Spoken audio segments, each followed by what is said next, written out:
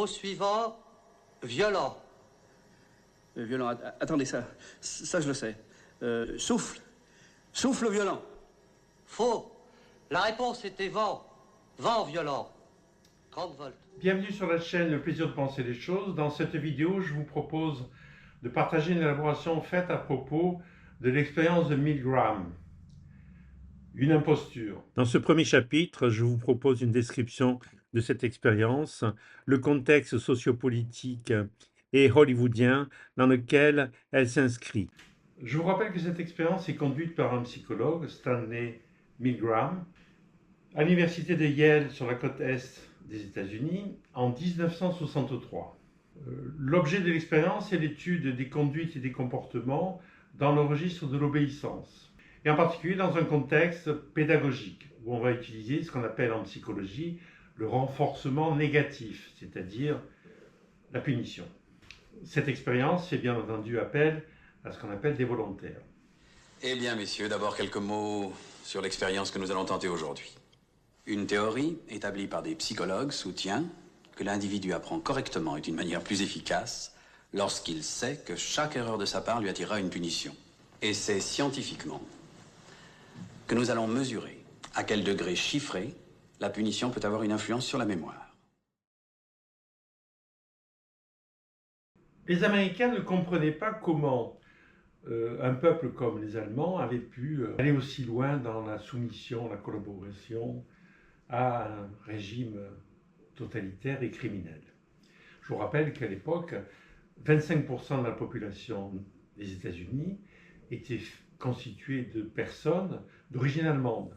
Ce qui nous intéresse, c'est la capacité d'obéissance de M. Despol, sa soumission à l'autorité. Cette expérience a un lien avec la géopolitique à l'œuvre à l'époque, puisqu'il y a ce qu'on appelle la guerre froide, qui est une guerre de basse intensité, alimentée par une dissuasion nucléaire, et qui met face à face le bloc de l'Ouest, en particulier les États-Unis, et un bloc de l'Est communiste. Donc l'ennemi du côté américain qui est désigné, c'est le communisme. De même était-il nommé bolchevisme par les nazis. À ce propos, le metteur en scène Stanley Kubrick réalise cette comédie satirique. To guard against surprise nuclear attack, America's Strategic Air Command maintains a large force of B-52 bombers airborne 24 hours a day. Each B-52 can deliver a nuclear bomb load of 50 megatons. I might mosey over the war room for a few minutes, see what's doing over there. It's 3 o'clock in the morning. The Air Force never sleeps. Buck, honey, I'm not sleepy either. I know how it is, baby. Tell you what you do. You just start your countdown, and old Bucky will be back here before you can say, blast off! And old Ripper wouldn't be giving us Plan R unless them Ruskies had already clobbered Washington and a lot of other towns with a sneak attack. Yes, sir. Your commie has no regard for human life, not even his own. And for this reason, men, I want to impress upon you the need for extreme... À l'époque, ce qui préoccupe les services de renseignement et de propagande nord-américains, c'est le fait que les Russes seraient capables, par exemple, de prendre le contrôle sur le psychisme des gens, arriver à ce qu'ils se convertissent au communisme, par exemple, à ce qu'on appelle l'accomplissement de l'homme. Donc de leur côté, ils vont effectuer un certain nombre de recherches dans tous les domaines. Je vous suggère à ce propos de regarder la vidéo que j'ai publiée sur les psychiatres et le totalitarisme. Et à un moment donné, les Américains étaient persuadés que les Russes avaient trouvé les moyens techniques de modifier les comportements des personnes, de modifier leurs pensées, voire de les déstructurer pour pouvoir à nouveau les restructurer et en faire des personnages qui seraient complètement convertis au communisme. Un psychiatre, acteur d'expérimentation humaine. Les choses se passent au Canada dans les années 50-60 du XXe siècle, à Montréal. Il y a un institut qui a été financé à l'origine par la fondation Rockefeller, un pavillon psychiatrique. Le professeur Donald Ewan Cameron, dont il est le médecin-chef, En 1964, à son départ, il est décrit par ses collègues comme un pionnier de la psychiatrie, comme un grand humanitaire. Les patients lui font une confiance totale. Ce médecin va pendant des années choisir dans sa clientèle des patients avec lesquels il va faire des expériences, à l'insu des familles et avec un consentement plus ou moins explicite des personnes concernées. Il s'agit d'expériences humaines faites sur ce qu'on appelle la conduite psychique, psychic driving, et qui consiste à tenter de programmer ou de reprogrammer des individus. Ce personnage romanesque et cinématographique est un ex-cobaye amnésique devenu un tueur pour des services de renseignement. Ces expériences, il va les faire avec ce qui est à sa disposition à l'époque. Des séries d'électrochocs, des cures de sommeil ou de coma qui durent des semaines, des expériences de privation sensorielle, de la psychochirurgie, l'usage intensif de médicaments psychotropes, l'usage de LSD qui déstructure les personnes. Tout ceci, bien entendu, aura des conséquences particulièrement délétères chez les patients. Il va faire ses expériences. Il est à noter que dans le cinéma hollywoodien, en particulier dans les années 50, un certain nombre de films, dans un registre comme par exemple ce qu'on appelait l'anticipation, en fait la science-fiction ou bien le fantastique, qui vont illustrer de manière allégorique ou métaphorique ce danger, représenté par exemple par des envahisseurs, des extraterrestres, ou des individus qui sont capables de pénétrer dans votre cerveau pour prendre le contrôle des choses. Comme par exemple ce film qui a fait l'objet d'un remake, L'invasion des profanateurs de sépultures, où le scénario est centré sur le fait que des individus sont menacés par une entité qui prend possession de leur corps quand ils s'endorment, en fait, dans cette métaphore, victimes ou contaminés par le communisme.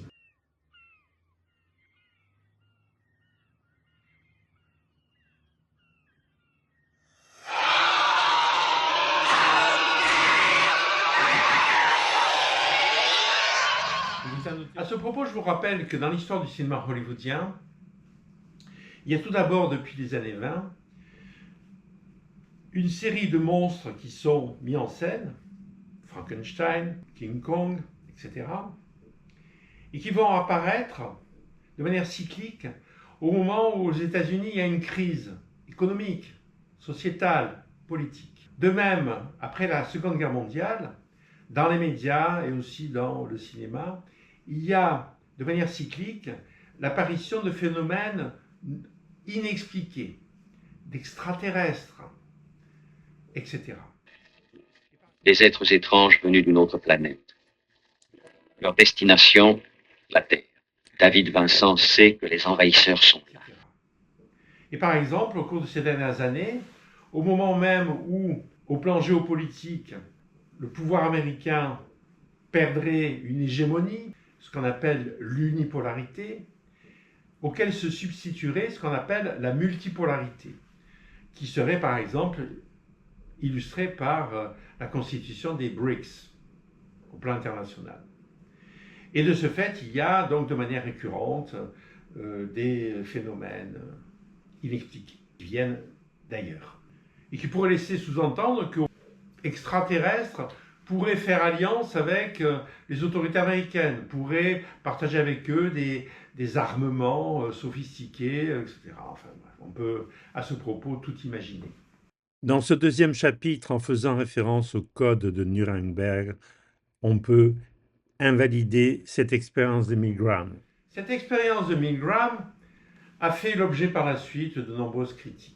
Ce protocole expérimental qui décrit les différentes étapes à suivre pour réaliser l'expérience n'est pas conforme. Il n'a en fait aucune validité, que ce soit au plan universitaire, dans ce champ du savoir qui serait la psychosociologie, ou bien a fortiori au plan scientifique. Pourquoi ? Tout simplement parce que le protocole utilisé dans cette expérience enfreint un certain nombre de règles qui ont à voir avec, par exemple, l'éthique. Il suffit de faire référence à ce qu'on appelle le code de Nuremberg. Alors, de quoi s'agit-il ? C'est un code qui fait la liste des droits et des devoirs de tout individu qui se propose comme volontaire pour participer à une expérimentation scientifique, en particulier médicale.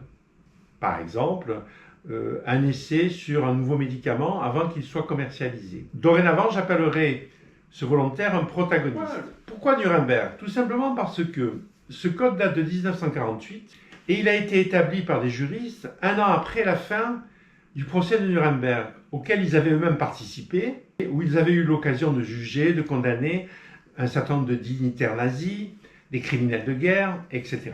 Et en particulier des médecins qui avaient pratiqué des expérimentations humaines, criminelles, auprès de détenus, de déportés, de personnes hospitalisées dans des hôpitaux psychiatriques, avec comme arrière-plan idéologique l'arianisme, l'eugénisme. À ce propos, je vous suggère de consulter cet ouvrage, traduit en français, écrit par un historien allemand, et qui est probablement l'ouvrage le plus documenté et le plus pertinent à ce propos. Donc ce code comporte une dizaine d'articles. Cette expérience enfreint au moins 3 règles parmi la dizaine d'articles qui sont dans ce code.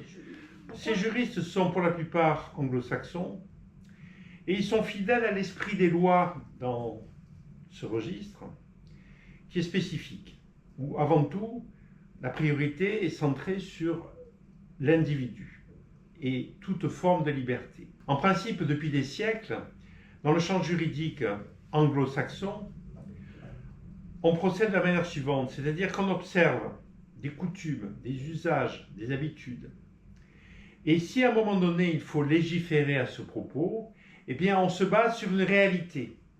À partir de cette réalité, on construit une loi.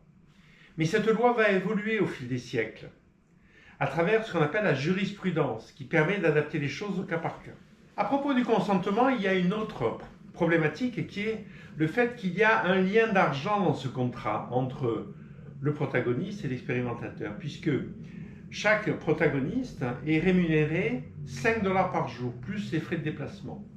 Nous recrutons volontaires pour participer à une expérience scientifique sur la mémoire.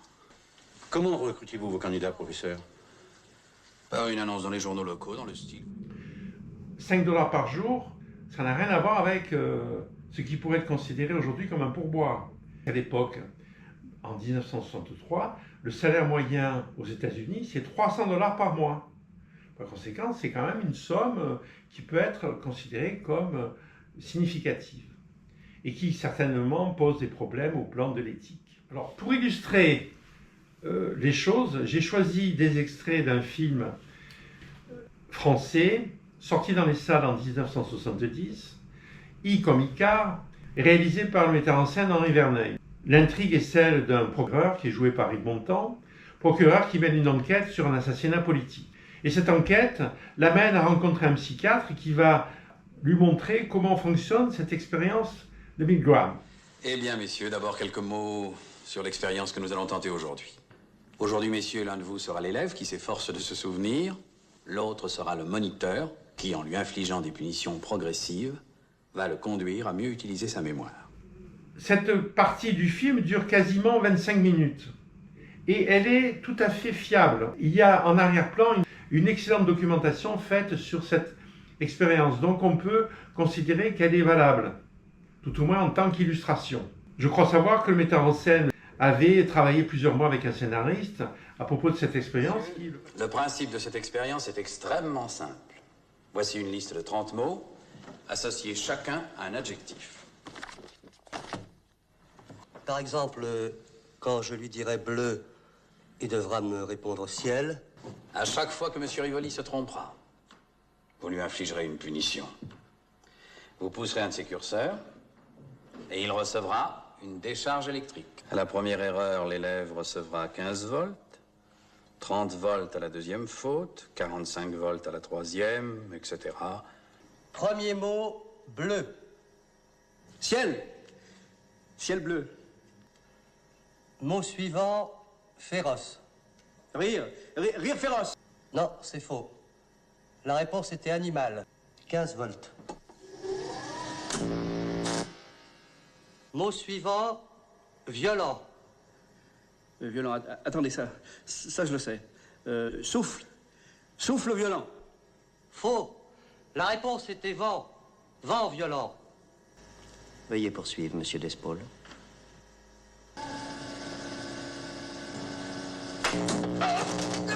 Il doit maintenant toucher un homme qui ne lui a absolument rien fait et qu'il est en train de martyriser. Pourquoi ne s'arrête-t-il pas? S'il s'arrête, il reconnaît implicitement qu'il a eu tort d'aller jusque-là. En continuant, il justifie tout ce qu'il a fait jusqu'à présent. Il va pas bien du tout, ça risque de mal tourner. Je prends sur moi toute la responsabilité. Si vous prenez la responsabilité. La première infraction concerne le premier article. Le protagoniste doit pouvoir exercer son libre arbitre, son jugement critique et son intelligence en toute liberté.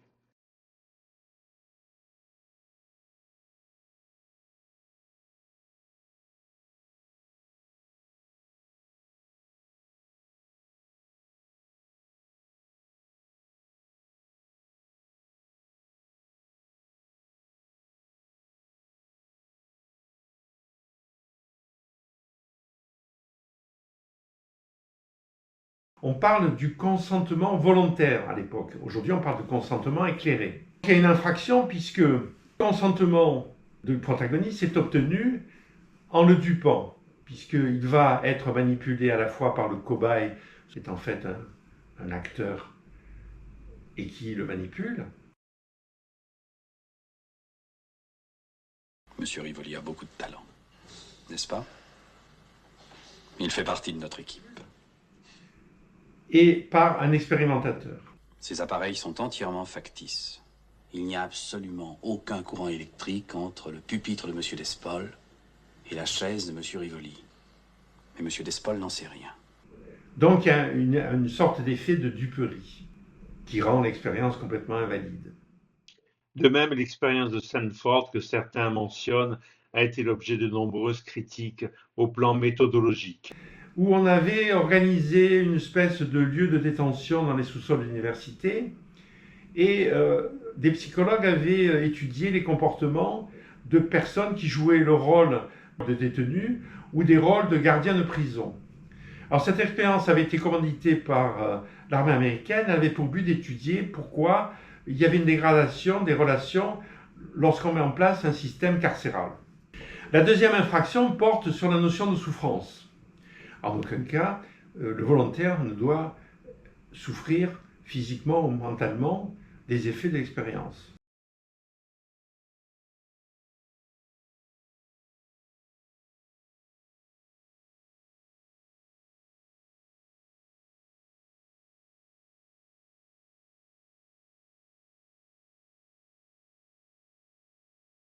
Même à minima, on peut aussi se poser des questions. Bon, si par exemple un chirurgien pratique une chirurgie novatrice auprès d'un volontaire et que les choses se passent parfaitement bien, excepté qu'il a une petite cicatrice abdominale et qu'occasionnellement ça engendre un inconfort. Bon, le chirurgien, lui de son côté, a le devoir de s'occuper de ce patient, de trouver les moyens de réparer les choses et de faire en sorte que cet effet disparaisse. Mais ça n'est pas non plus une complication majeure, donc tout ceci se discute. Par contre, on peut observer ce qui se passe en situation. Effectivement, le protagoniste, que se passe-t-il? Il souffre, il est anxieux. Voyez-vous, il est évident qu'à partir d'un certain moment, M. Despol va devoir affronter un problème. D'un côté, sa soumission à l'autorité, exécuter la mission qui lui a été confiée. De l'autre, sa répugnance à faire souffrir sa victime. Probablement ressenti de la culpabilité, de la honte, parce qu'il se retrouve en train de torturer un individu. Et il est vulnérable. Et de surcroît, il y a un expérimentateur qui l'enjoint de continuer l'expérience. Dites, monsieur, on pourra peut-être passer au mot suivant pour une fois. Il est absolument essentiel que nous poursuivions l'expérience, monsieur Despol. Que cela plaise ou non à l'élève, nous devons continuer, jusqu'à ce que l'élève sache correctement les couples de mots. J'ai trop mal. Je ne vais plus répondre. Qu'est-ce qu'on fait? Considérez son silence comme une erreur et envoyez-lui 180 volts. Il est à noter que même si, après l'expérience, les choses sont clarifiées auprès du protagoniste, il est possible qu'il puisse avoir, sous les effets de cette souffrance, des réminiscences diurnes, nocturnes, qui seraient dans le registre post-traumatique. Troisième infraction, elle porte sur le fait que le protagoniste peut à tout moment mettre un terme à l'expérience. Cesser de collaborer à cette expérience. Il n'y a pas besoin de donner d'explications, de plaider des circonstances atténuantes. Une fois qu'il a dit stop, il arrête.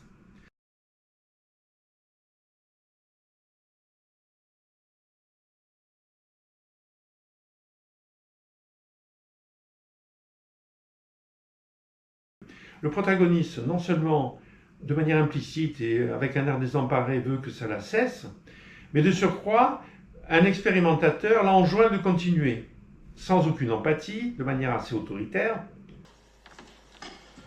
Il m'a demandé d'arrêter. Qu'est-ce que vous en pensez? Je vous prie de continuer, monsieur Despaul. Et il le répète au moins 5 fois, c'est ce qui était prévu dans le protocole. Mot suivant, grillé. Pain grillé. Mais non, c'est faux! C'était poisson, poisson grillé. Je refuse de continuer. Laissez-moi partir. A posteriori, les chercheurs ont revu les archives et ont constaté qu'en fait, c'était bien au-delà de 5 fois. Monsieur le procureur, vous, c'est à 180 volts que vous avez réagi. Donc il y a suffisamment d'arguments pour, une fois pour toutes, considérer que cette expérience n'a aucune validité, qu'elle est quasiment une imposture. Ce troisième chapitre, cette expérience, est une illustration du concept d'argument d'autorité et je vous propose de partager 3 anecdotes personnelles originales qui font lien avec un contexte pandémique. Alors je me pose la question qui est la suivante, pourquoi donc des journalistes, des éditorialistes, des influenceurs font-ils référence à cette expérience lorsqu'ils évoquent une censure, une autorité ou autre, alors que, comme je viens de vous le dire, elle n'a aucune validité. Cette expérience, par la suite, est devenue très populaire. Pourquoi? Tout simplement parce qu'elle mettait en relief tout ce que la nature humaine peut mettre en scène du côté du mal. Je vous rappelle que la philosophe et journaliste Hannah Arendt, qui avait assisté au procès d'Eichmann, a beaucoup élaboré à ce propos en parlant de la banalité du mal et de la médiocrité des protagonistes dans ce génocide. Donc tout un chacun peut devenir lui-même un tortionnaire. C'est pourquoi cette expérience a eu un certain succès. Elle a été reproduite dans divers pays, elle a été étudiée, il y a des études statistiques, etc. Je ne rentre pas dans les détails parce qu'en fait... L'arrière-plan de cette expérience, dans la représentation sociale à l'époque, c'était le fait que la population américaine se demandait comment les Allemands avaient-ils pu se montrer à un tel point obéissants, soumis, collaborateurs à un régime criminel. Cette expérience, en fait, si elle illustre la question du comment, en aucun cas ne répond à la question du pourquoi.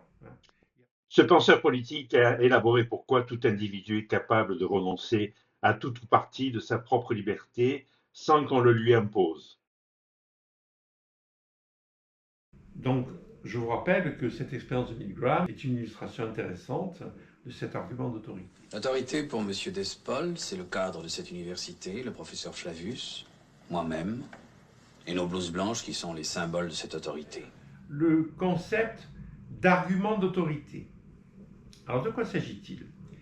Dans la quincaillerie conceptuelle de ce qu'on appelle la rhétorique, et qui permet d'argumenter au cours d'un échange, qui s'adresse à un individu ou à un public, l'émetteur utilise l'argument d'autorité pour atteindre un certain nombre d'objectifs. Par exemple, éviter tout débat contradictoire, sortir du débat en position de force, se défausser de toute imputabilité, infantiliser un public qui se soumet, éventuellement faire dans l'imposture en faisant référence à, par exemple, du scientisme. À partir de son propos, faire référence à un champ du savoir humain réputé incontestable, comme par exemple la science. Un domaine du savoir humain qui n'est pas opposable, pas contestable, qui fait l'objet d'une unanimité, d'un consensus. Je parle ici des découvertes faites par la science. Je ne parle pas de la démarche scientifique qui, paradoxalement, doit inclure le doute, l'incertitude, la réfutabilité, etc. Par conséquent, sur les médias, celui qui est porteur d'un argument d'autorité va convoquer un témoin, un expert, un médecin par exemple, qui représente ce domaine incontestable. Et la phrase type, c'est selon les dernières données, selon les découvertes les plus récentes, selon certains experts, etc., etc. Mais elles annoncent l'argument d'autorité. Alors, dans l'histoire contemporaine, tout un chacun a pu faire l'expérience de cet argument au cours d'une période qui se situe entre 2020 et 2023, où il y a eu une épidémie à l'international, qui a été nommée pandémie. Pour illustrer cet argument d'autorité, je partage ici 3 expériences personnelles qui me paraissent tout à fait originales. La première est la suivante. J'ai fait le service militaire en France pendant 1 an, dans un hôpital militaire d'un corps d'armée intitulé l'infanterie coloniale, que certains appelaient la coloniale, dont les troupes opéraient à l'extérieur de la France, dans les colonies, puis dans plusieurs pays de l'Afrique, de l'Indo-Pacifique et du Sud-Est asiatique. Je vous rappelle que les conflits armés, en particulier quand ils concernent 2 ou plusieurs nations, engendrent des progrès dans tous les domaines scientifiques, et en particulier dans la médecine. Par exemple, l'illustre chirurgien anatomiste Ambroise Paré a participé à de nombreuses batailles pour lui-même faire des expériences de chirurgie. Paraît-il, il était capable, par exemple, de désarticuler une épaule à un soldat blessé en l'espace de quelques minutes, ce qui, bien entendu, réduisait ce qu'on appelle le choc traumatique. À l'époque, il n'y avait pas d'antalgique. À l'époque, j'avais fini par de médecine et j'ai donc travaillé avec des médecins plus âgés que moi et qui avaient une formidable expérience de la médecine de guerre, de la chirurgie de guerre et en particulier de la médecine tropicale. En discutant avec ces professionnels, j'ai compris qu'ils avaient à leur disposition tout un appareil logistique, stratégique, pragmatique, destiné à lutter contre toute épidémie. Que ce soit par exemple un foyer de peste dans le nord de l'île de Madagascar, que ce soit une tuberculose qui se répand de l'Afrique subsaharienne. C'est-à-dire qu'ils n'étaient pas derrière un ordinateur à faire des tableaux Excel. Ils avaient l'expérience du terrain, avec une certaine efficacité, il faut bien le reconnaître. Et en discutant avec ces professionnels, je me suis rendu compte que l'outil le plus important, la véritable colonne vertébrale de cette stratégie sanitaire en cas d'épidémie, ça s'appelle la réquisition. Alors de quoi s'agit-il? Tout simplement, il s'agit du fait que si ce dispositif sanitaire de l'armée ont tous les pouvoirs donnés par l'exécutif, ils peuvent réquisitionner tous les personnels, tous les matériels, tous les bâtiments, tous les moyens de transport, etc., pour conjuguer une lutte contre une épidémie. Bien entendu, ce qui est privilégié, c'est tout ce qui a à voir avec la médecine. Bon, mais pas que. Par conséquent, une clinique privée qui, à longueur d'année, fait de la chirurgie esthétique, de la cosmétique ou autre, eh bien, dorénavant, la moitié des lits de cette clinique va être dédiée à soigner des patients atteints du Covid. Un laboratoire qui fabrique des masques et des blouses, dorénavant, va tourner 24 heures sur 24 pour fournir à la nation ce dont elle a besoin, etc., etc. Et c'est la clé de voûte de cette organisation sanitaire pour obtenir les meilleurs résultats, me semble-t-il. Et vu de l'extérieur de la France, j'ai constaté qu'il y avait, je crois savoir, un comité scientifique, mais j'ai rapidement compris que la chose militaire avait été complètement exclue de cette lutte. Nous sommes en guerre sanitaire, certes. Je me suis demandé pourquoi. Alors, mon hypothèse est la suivante. Les militaires, au moment où ils font cette démarche de réquisition, ignorent le privé ou le public. Or, ces dernières années, on a pu constater en France, la chose publique, l'espace public sont devenus un lieu d'enjeu et de compétition d'organisations privées. Ils font référence à des transnationales ou des multinationales ou des lobbies, à une espèce de marchandisation de la chose publique. Certains appellent ça le capitalisme de connivence. En l'occurrence, dans ce contexte, on peut aussi parler de capitalisme du désastre. Deuxième anecdote, en février 2020, 2 mois avant que l'OMS déclare cette épidémie comme une pandémie, Covid-19, alors, à l'époque, je travaillais comme médecin spécialiste dans un hôpital général, où j'avais été d'ailleurs chef de service, et la direction de l'hôpital, au début février, à organiser des ateliers individuels animés par un technicien spécialiste des masques, avec comme objectif de nous décrire les différents types de masques, leurs indications, leur fiabilité, le port du masque, des essais avec des scaphandres pour voir l'étanchéité, etc. Tout le personnel sans exception, gardien de parking, cuisinier, chirurgien, secrétaire, directeur. Ce qui de mon côté m'a permis de rafraîchir mes connaissances à ce propos. Alors voici, comme on dit, un selfie pris en situation que j'ai conservé pour documenter cette affaire. J'ai été de passage en France 2 ou 3 fois. À ce moment-là, j'ai pu constater pendant cette période de pandémie que, effectivement, il y avait des gens qui portaient des masques, mais que pour la plupart, c'était purement à visée cosmétique, que ça n'avait en fait aucune efficacité sanitaire. Et même, je dois le dire, certains soignants. Et j'ai appris d'autre part qu'il y avait eu à un moment donné une rupture dans l'approvisionnement en masques, en blouses, en matériel, etc. Donc, pour en revenir à cette histoire d'argument d'autorité, j'ai pu constater qu'en France, il y avait un surcroît d'arguments d'autorité associé à un contrôle de la population et au fait que les arguments d'autorité qui étaient quotidiens, qui étaient répétitifs, dans un registre de propagande destiné à alimenter la peur, la réassurance, pour contrôler les groupes, cet argument d'autorité, il faisait barrage ou il masquait une impéritie, un constat d'échec, un manque de moyens, une incapacité à organiser les choses de manière fiable et économique. Et d'ailleurs, les militaires dont je vous parle auraient pu certainement, à un moment donné, revoir les choses, relativiser la gravité des choses, etc., etc., compte tenu de leur expérience. Troisième illustration personnelle, sur YouTube, j'anime une autre chaîne qui est dédiée à un sport extrême que je pratique depuis des dizaines d'années. Cette chaîne est active depuis environ 20 ans. Je partage des vidéos, des reportages faits dans le monde entier. En général, je fais 3 à 4 expéditions par an, sur toute la planète bleue, comme on dit. Et au cours de cette épidémie, la première année, je suis allé sur l'archipel de Cuba, où j'ai déjà fait plus d'une vingtaine d'expéditions, et au Mexique, que je connais particulièrement bien, sur la côte pacifique. Au moment où j'arrive sur place à l'aéroport, dans les 2 pays, je constate qu'il y a un corridor de sécurité avec du personnel professionnel, des infirmières, des médecins, des contrôles, un questionnaire pour évaluer si, oui ou non, vous représentez un risque pour le pays où vous allez accéder. Bon, avec éventuellement une quarantaine, mais c'est assez rare. Je n'ai pas eu de problème à ce niveau. Et j'ai eu l'occasion de faire des connexions en France à Roissy, 0. Rien. Je suis sorti de l'aéroport, je suis allé dans un hôtel, je suis revenu, aucun contrôle. Et je me souviens même qu'à un moment donné, j'étais de retour d'une expédition en Tanzanie, où d'ailleurs, après mon départ, l'île a été fermée à la entrée d'individus, ce qui a fait effondrer les effets d'épidémie. Et de retour d'Éthiopie, j'avais pris un avion à Addis Abeba, un avion complet, des familles nombreuses, beaucoup d'enfants, personne ne porte de masque, moi non plus. Ça tousse, ça crache, les enfants ils pleurent, il faut les comprendre puisqu'ils sont incapables de compenser les phénomènes de pressurisation, dépressurisation dans un avion.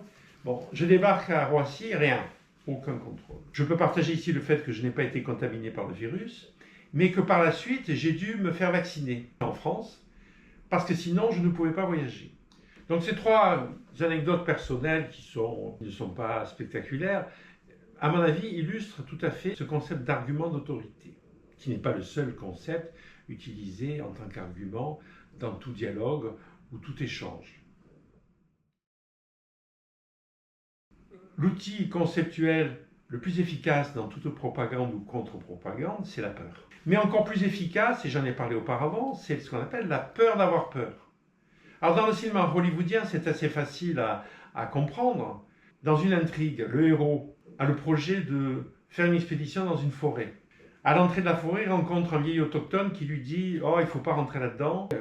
Mes ancêtres m'ont raconté qu'il y a des monstres, ils sont sanguinaires, il y a des gens qui disparaissent, c'est dangereux. » Le héros rentre dans la forêt, et alors il va se battre contre des monstres. Bon, ça peut faire peur selon le public. Si par contre, l'autochtone dit au héros « Dans cette forêt, mes ancêtres m'ont signalé qu'il y a un monstre. On ne sait pas du tout à quoi il ressemble, on n'a jamais vu. Il y a des gens qui ont disparu, on ne sait pas ce qu'ils sont devenus, c'est très dangereux. Malgré tout, le héros rentre dans la forêt et à ce moment-là, le moindre bruit, la moindre image engendre chez le spectateur la peur d'avoir peur, et qui est beaucoup plus efficace. Voici les 10 articles de ce code de Nuremberg qui décrit les règles de toute expérimentation humaine.